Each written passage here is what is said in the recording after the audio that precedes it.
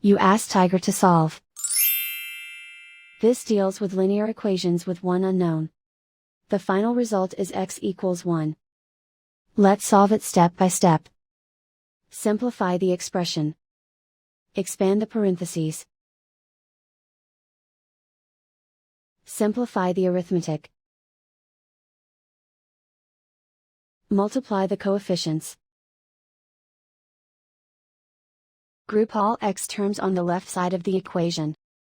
Subtract 25x from both sides. Group like terms. Simplify the arithmetic. Group like terms. Simplify the arithmetic. Group all constants on the right side of the equation. Subtract 25 from both sides. Simplify the arithmetic.